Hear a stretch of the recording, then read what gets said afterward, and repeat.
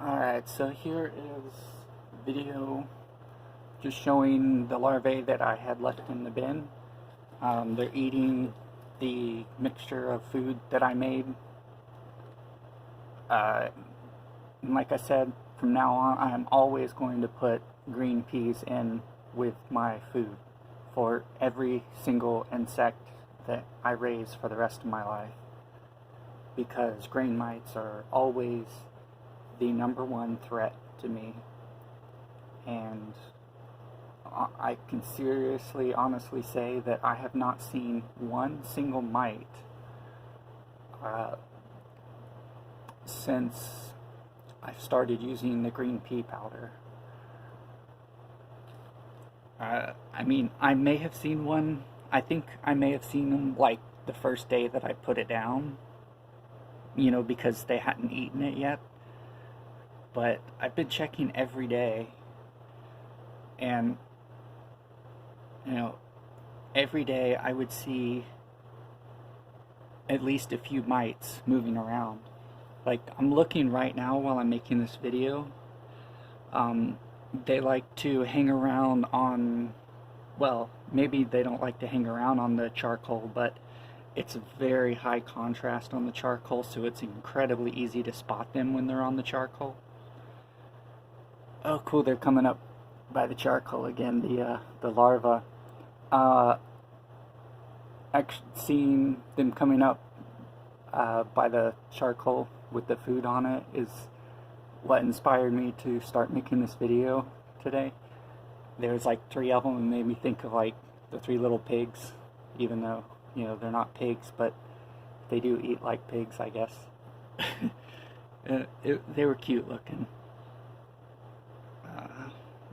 Yeah, they're not coming up as far as they were earlier.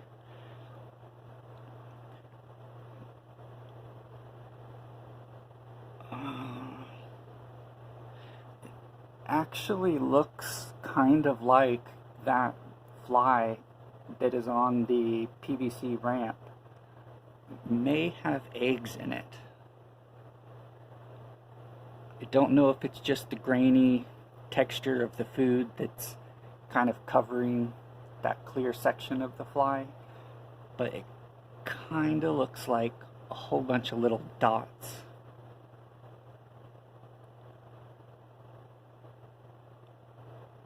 Almost like a honeycomb type pattern, which very easily could be eggs.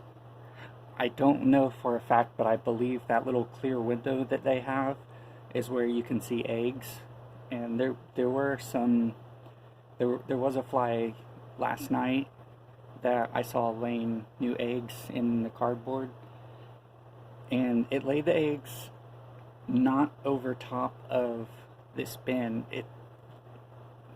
This is strange, but several of them are laying eggs on the cardboard that is not directly above the food bin.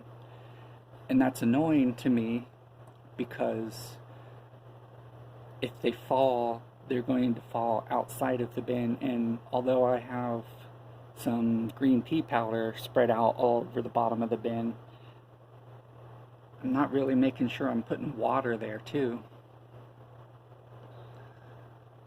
So I don't know. I mean, most people take the eggs after they're laid and they relocate them. I'd really prefer not to mess with them unless I have to. And I really, really, really love designing enclosures for pets and insects that is compartmentalized, meaning I have a whole bunch of containers inside of a large container, and the creatures are able to choose the container's environment that they want to be in. Oh, I didn't realize I was blocking some of the light. And that also makes cleaning a lot easier, because you can just remove individual containers and manage those, without really disrupting other things. If I was to, aside from, of course, killing flies that are on the bottom, if I was to pick this container up and shake it violently, left and right and back and forth, forwards and backwards, not much would happen other than killing some flies. And the point of that is, if you had everything together and you shook it, you would mix everything up. So like this food bin area would get mixed up with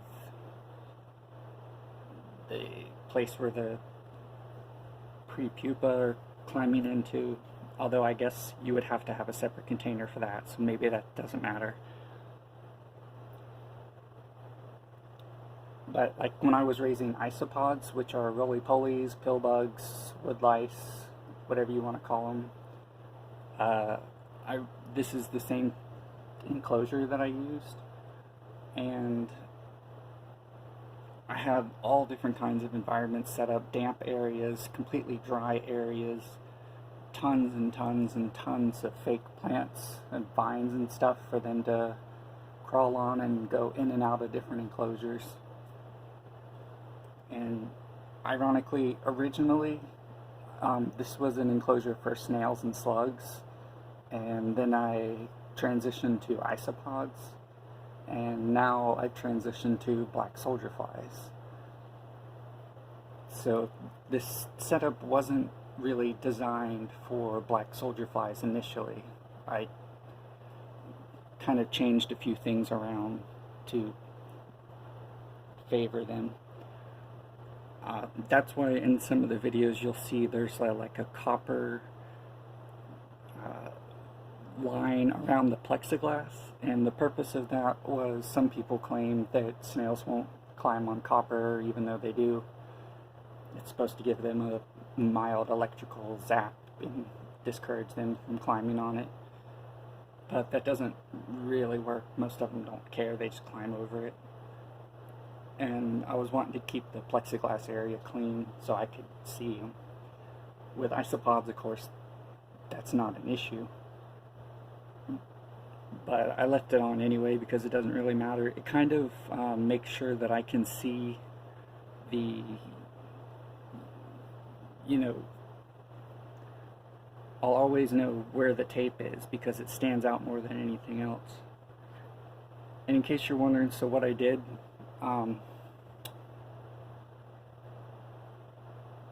is this recording?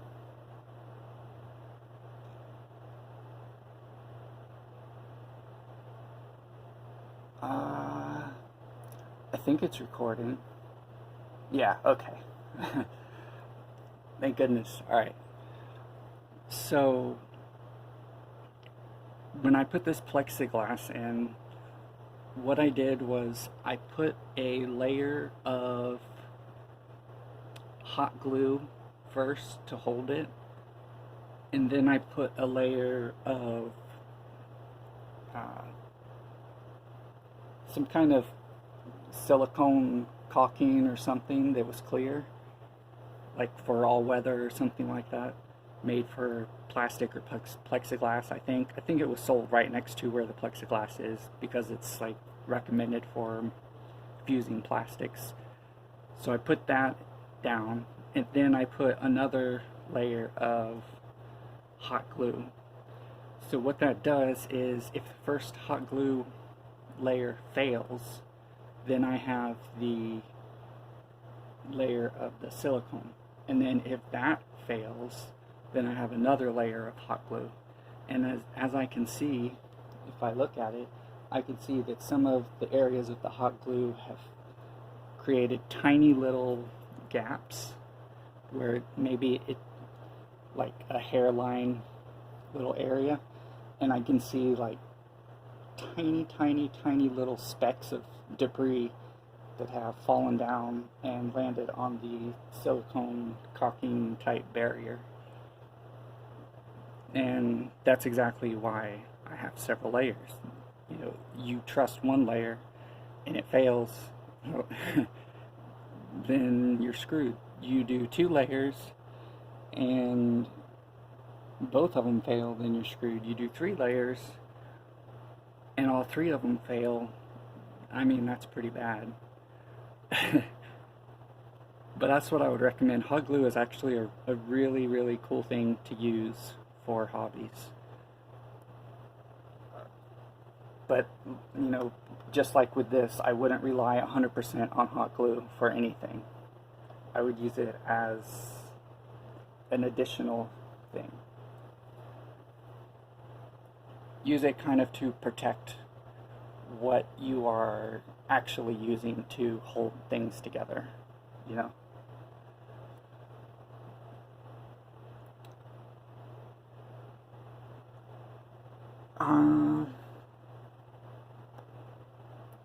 Yeah, I don't know if I've said this in any of my videos, but you can go to Starbucks and you can get coffee grounds for free that they've already used to make coffee. The only problem that I found is that it's really difficult to dry it out like in an oven. And even if, like, it can take, I think, like days or something. I mean, I let it go for 6 hours or something in the oven and it wouldn't completely dry out. Having it in multiple aluminum, like, baking tray type things made for, like, chicken roast or turkey roast or something. And after I thought it was all dry, I left it in the oven, and then when I went back a while later, sorry about that, I forgot to disconnect my Wi-Fi while I was making this video. I went back in there and there was mold growing on the coffee grounds in my oven. And I do not like that. So I did like a major cleaning on my oven because I don't want mold spores and stuff to fall into my food when I'm cooking it. I know that heat kills things, but you also have to remember that if you were to take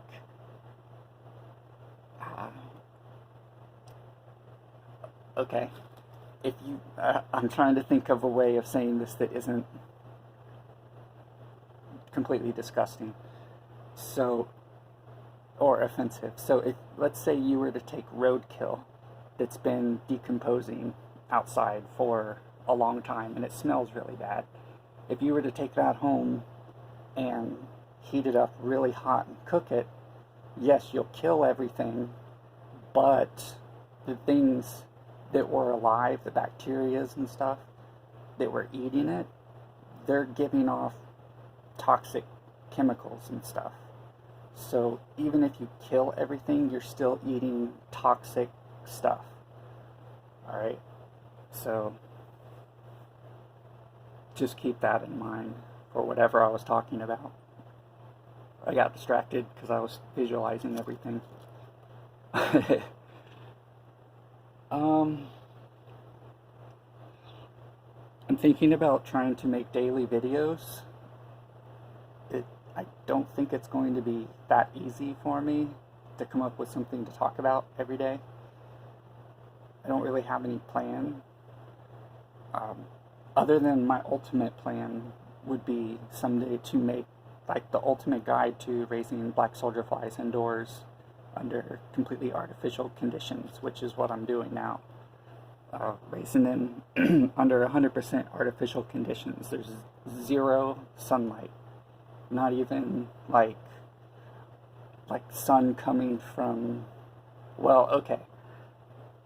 The sun can be coming through the cracks in the blinds from another room, you know, traveling into the room where I have these. So yes, I guess technically they can be getting some super duper indirect, super dim light.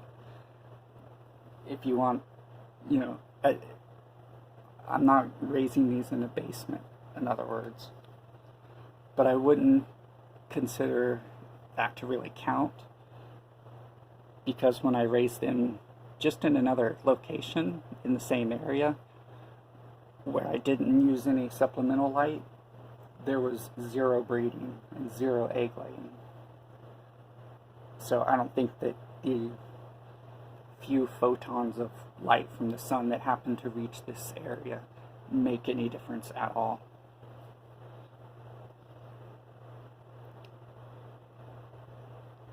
And also, so the more often I start making these videos, the better my voice will sound, because I haven't been talking that much lately.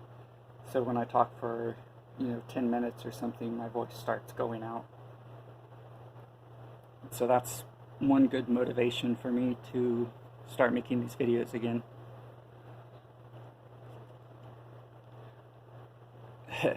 There's three little ones by the charcoal that are eating off of the toilet paper roll that you saw in another video. Somebody asked, "What is that brown thing?" And I said, "It's toilet paper roll." And they guessed that's what it was. Well, since then you can see they have really just torn it apart.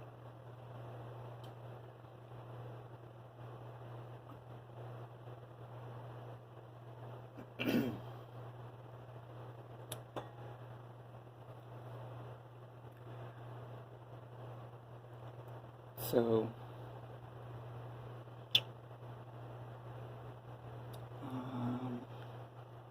I did feed that blue container that I transferred them into last video. This is inside of my fly enclosure that you're seeing now. Inside that blue bin, I did feed them a bunch of this same food that I put in here for these guys at the same time, just for reference. They say they eat for 5 minutes, they rest for 5 minutes, and then they repeat that cycle 24 hours a day. So you basically feed them nonstop. But you don't want to you don't want like 90% food and 10% larva, because they can't eat that fast. They can eat twice their body weight in 24 hours, so that means they eat the weight of their body within 12 hours. Which means if they're eating for half that time, that means in 6 hours worth of eating, they're eating their body weight equivalent. And if you only have, between 5 and 100 larvae, that's almost no food at all. Maybe like a spoonful of food every day or every few days, or, twice a week or something. But when you've got thousands, that's a lot of food they can eat. It's better to try to get them to eat, I think, as much of the food as possible before you give them more food, so that the food stays the freshest. Oh, is that one peeking out through it? Oh, no. He's just on the side by that green pea that's moving on the left. Let's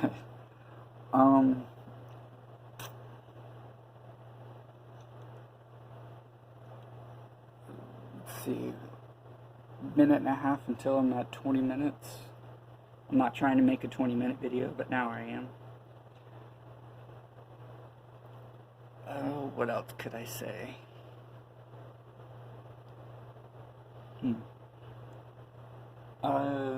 So there was an ammonia type smell from my bin when I was moving it. I'm wondering if there is some kind of thing that I can add to the bin that will absorb or neutralize the ammonia smell. I forgot to look up online to see what neutralizes ammonia besides air. Obviously air, letting it evaporate. The best thing to do, of course, is to have lots of ventilation, make it fluffy, allow it to drain, and to rinse out your larva bin periodically to flush away excess stuff. But that there also may be some beneficial microbes or something that you may be flushing away if you do it too often or something. I don't know.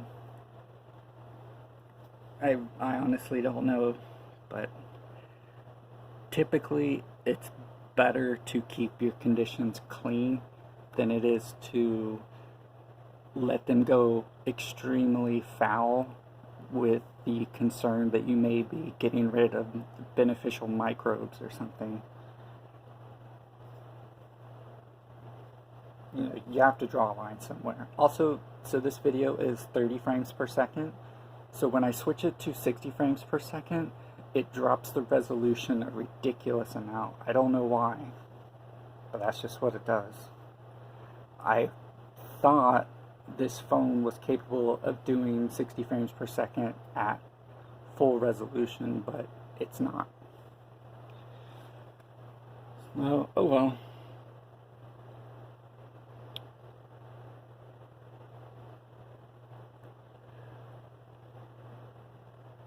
Again, if you guys have any questions or requests, then please let me know. The only thing I know right now that I need to make a video on is my enclosure, and in order to do that, I want to move it to another location and set something up with a big area so that I can film it the way I want to. I don't want to record the video of my setup where I have it right now for personal reasons. I feel like kind of like I'm not keeping my word by, you know, asking someone what should I make a video of, and they say make it of your enclosure, and now I'm making other videos, but I'm sorry. I don't know why. I will try and do it as soon as possible, though. And thank you guys so much for watching my videos. It means the world to me. I would love to have 1,000 subscribers. That's my goal. I just want 1,000 subscribers.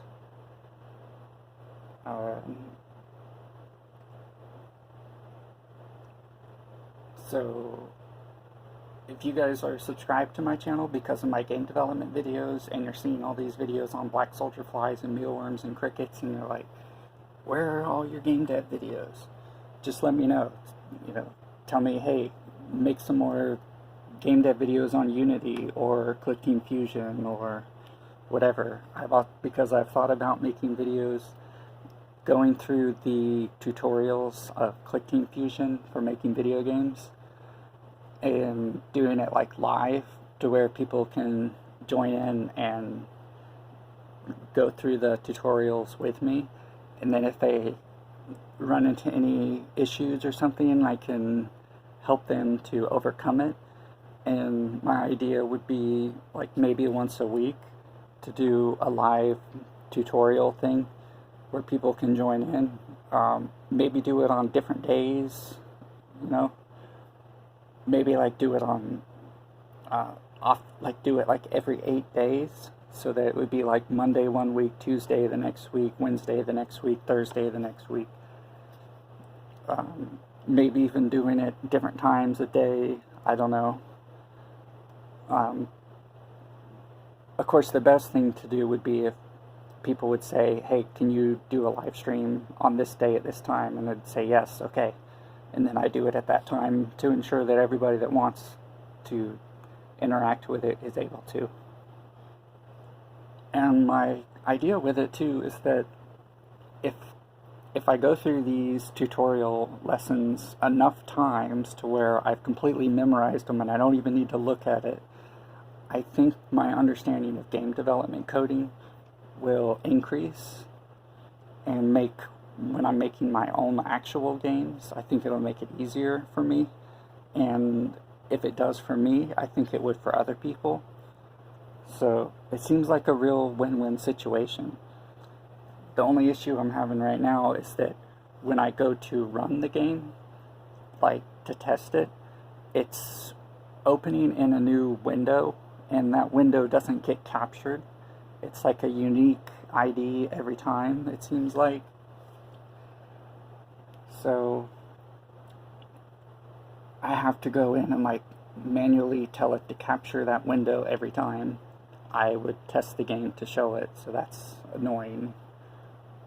There may be an easy fix. I know there's settings in OBS that says you can capture a similar window or something, so maybe that works. I don't know. I really just have to start trying to make videos and I'll get a lot better, because I know that these videos right now, they're not the best, but hey, at least I'm getting experience, and videos like this where you guys can see the behavior of the larva, how they move, how they eat, you know, if they're grouping together, if they wiggle a certain way. This is the kind of videos that I would personally want to watch, because, you know, you can watch all the guides in the world, but if they're doing time-lapse videos where everything's moving 100 miles an hour, you're not getting to see actually how they behave.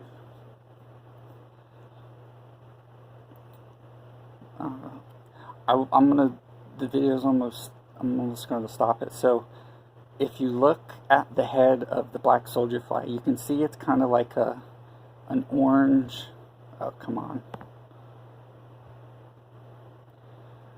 how can I make this dimmer?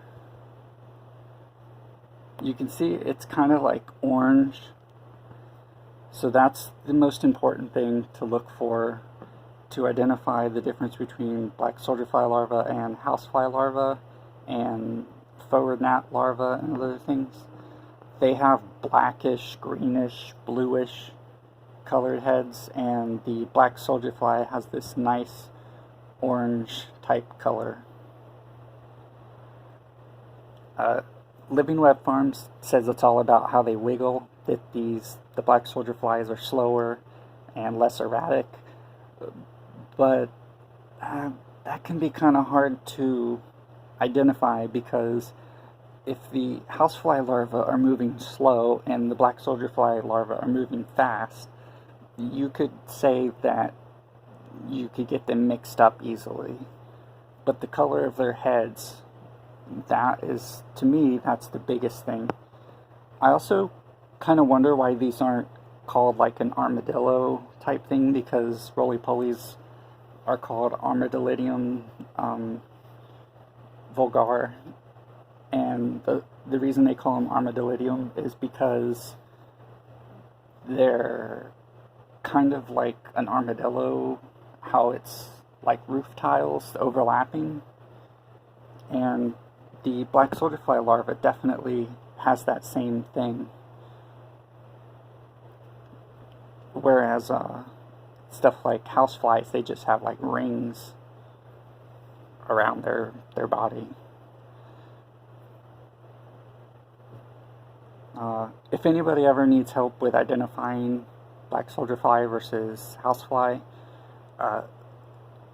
definitely I can help you identify them. And definitely there are groups online and such, and they can also help you.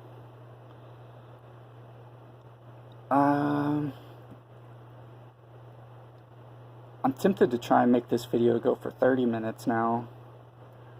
I think it'll automatically cut off at 30 minutes.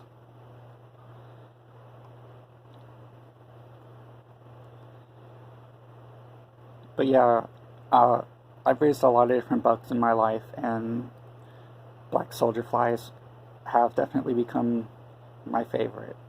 It's pretty funny because I always thought maggots were disgusting, and I am in love with these things now.